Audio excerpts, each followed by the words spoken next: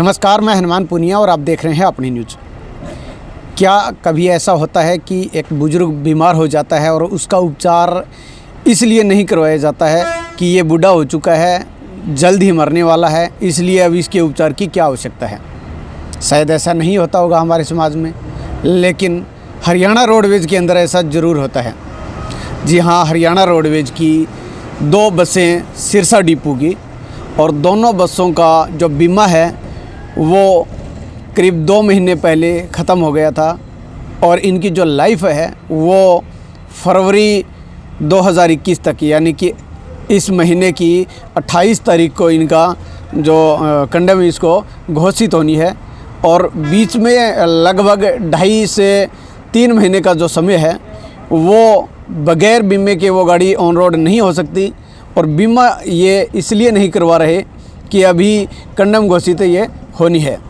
हालांकि बस की जो हालात है वो बिल्कुल सही है, लेकिन बीमा नहीं करवाया गया इसलिए ऑन रोड ये नहीं जा सकी, और इससे जो राहगीर हैं, जो लोग हैं, वो काफ़ी परेशान होते हैं, क्योंकि ऑलरेडी काफ़ी बसों की कमी है, यातायात व्यवस्था सही नहीं है। लेकिन बावजूद इसके इस तरह की जो कुछ कर्मचारी या कुछ अधिकारियों की लापरवाही माने, या फिर जानबूझकर इस तरह की हरकत की जाती है कि उसकी वजह से आम पब्लिक पर असर पड़ता है। जी हाँ, ये रोडवेज की बस है, सिरसा डिपो के वर्कशॉप के अंदर पिछले 2 महीने से धूल फांक रही है। 7560 नंबर ये गाड़ी है, और इसी तरह की एक और गाड़ी है 7559 नंबर गाड़ी। ये दोनों गाड़ियों का बीमा 11 दिसंबर 2020 को ख़त्म हो गया था, और उसके बाद से ये यहाँ पर वर्कशॉप के अंदर ये धूल फांक रही है। अब ऐसे में आपका क्या कुछ कहना है इस तरह की ये जो सिर्फ बीमा नहीं करवाने की वजह से रोड पे नहीं चढ़ रही है, इतनी जो पैसे लगे हैं और पब्लिक प्रॉपर्टी है, और उसको इस तरह से कुछ एक अधिकारी अपनी मनमर्जी से मानो या लापरवाही की वजह से मानो कि इस तरह की ये हरकत यहाँ पर कर रहे हैं।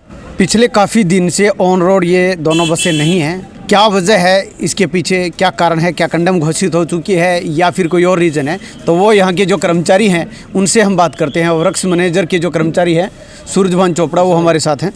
हाँ जी सर, क्या कारण है ये जो दोनों बस है 7559 और 7560 है, ये ऑन रोड कितने दिन से नहीं है? सर ऐसा है, हमें तो अभी जीएम साहब ने आदेश दिए थे गाड़ी तैयार कराओ, हमने तैयार करवा दी थी, और फिर पीएमए ब्रांच से पता करा इसका बीमा नहीं है। अच्छा, हाँ बस ये। अब ये यहाँ पर वर्कशॉप में कितने दिन से खड़ी है? वर्कशॉप से तो ये जैसे प्राइवेट सोसाइटी गाड़ी आ रही नहीं काफ़ी, जिस तरह कभी कौन सी चलाते हैं। अभी इसका बीमा ख़त्म हो गया इसलिए खड़ी है। कितने दिन से बीमा खत्म है? बीमा तो मेरे ख्याल में 1-1.5 महीने से ख़त्म है। अब बीमा जब कराएंगे, इसकी कंडेमनेशन है मार्च के अंदर। अच्छा, हाँ इसलिए नहीं करवा रहे। मतलब कंडम होने की एक संभावना है, भी ये दिन थोड़े रहे हैं, तो उसको लेकर बीमा नहीं है। वो क्या नाम ऐसा है, पीएमए ब्रांच को बोल रखा है इसका बीमा वगैरह कराओ, गाड़ी रूट पे चलाओ। और वैसे इसकी मार्च में कंडेमनेशन भी है। क्या ऐसा होता है कि कोई घर का बुजुर्ग है वो बीमार हो जाता है, तो उसको इस उम्मीद के साथ है उसको इलाज नहीं करवाया जाता कि अब ये मरने वाला है, बूढ़ा हो चुका है, तो इसलिए इसका ये बीमा नहीं करवाया गया है? नहीं, बीमा तो प्रोसेस है हमारा, यहाँ बिल एफडी से होकर आता है बिल, उसके बाद प्रोसेस है उस हिसाब से होता है। कई बार गाड़ियाँ 5-5 दिन खड़ी भी रहती है, बिना भी खड़ी रहती है।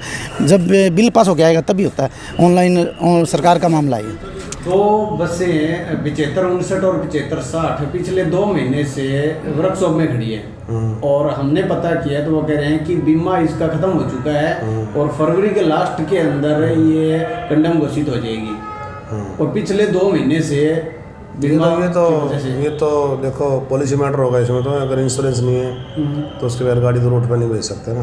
तो इंश्योरेंस करवाने की जिम्मेवारी तो एफडी में जाती है ना, बिल चले जाते हैं हमारे एडवांस में। एफडी में थोड़ा डिले होता है, उसके कारण हमारी गाड़ियाँ रुक जाती हैं, अदरवाइज कोई कारण नहीं है।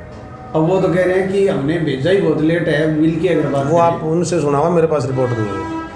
मेरे यहाँ आने के बाद मेरे पास रिपोर्ट नहीं है इस टाइप जैसे आप बता रहे हो।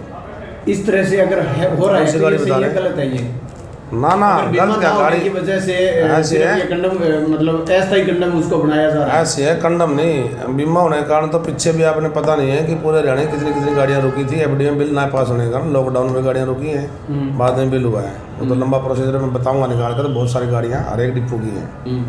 तो ये तो एक दो गाड़ी है, अगर अदरवाइज बिल जाता है तो एफडी में जो वहाँ टाइम लगता है ना, उसी वजह से हो सकता है। अदरवाइज वो कह रहे हैं ना बिल लेट है, कौन कह रहा है मेरे को बताओ? अच्छा, किसने पुटअप करा, मैं पूछताछ करूँगा मेरे आने के बाद है बिल क्या हुआ क्या नहीं हुआ। अदरवाइज मेरे टाइम में ऐसे लिटल चीफ ही नहीं चलती। नहीं तो ऊपर से गड़बड़ हुई है तो कहीं ना कहीं आप मानते हैं एफडी वगैरह में ना कॉरस्पॉन्डेंस चलती रहती है, ऐसी कोई बात नहीं है। 2-2 महीने लेट हो सकते मेरे पास हाँ 2-2 महीने पीछे तो काफ़ी लेट हुआ है। करोड़ों रुपया था पूरा हरियाणा का। एफडी में जो लॉकडाउन के कारण जो बजट ना होने के कारण या लेट किया है, गाड़ी भी कम चल रही थी। जब गाड़ी चल रही तो क्यों इंश्योरेंस करा रहे हैं, तो जब चलेंगी तो इंश्योरेंस हो जाएगा। कई बातें आती है इसमें। तो सारी वो वर्कशॉप के अंदर ही खड़ी रहती थी? नहीं, जब बीमा नहीं होगा तो गाड़ी रोड पर नहीं बेच सकते, रिस्क तो नहीं ले सकते ना। अगर एक्सीडेंट होगा तो विभाग का कितना नुकसान होगा, बिना बीमे होगा ना। इस चीज़ को अवॉइड करने के लिए जब अपने पास पूरी गाड़ियाँ नहीं चल रही थी उस टाइम, तो खड़ी करने में फ़ायदा है ना उनका। तो एक तरफ हरियाणा रोडवेज की काफ़ी कम बसें होने की वजह से जो आंदोलन है वो इनका होता रहता है और रोडवेज के जो बसें हैं वो बढ़ाने की मांग की जाती है। वहीं दूसरी तरफ ये जो कुछ कर्मचारी या कुछ अधिकारियों की लापरवाही की वजह से इस तरह से कंडम ना होने के बावजूद उन बसों को कंडम घोषित, एक हिसाब से अस्थायी तौर पर उनको कंडम घोषित करके छोड़ दिया जाता है।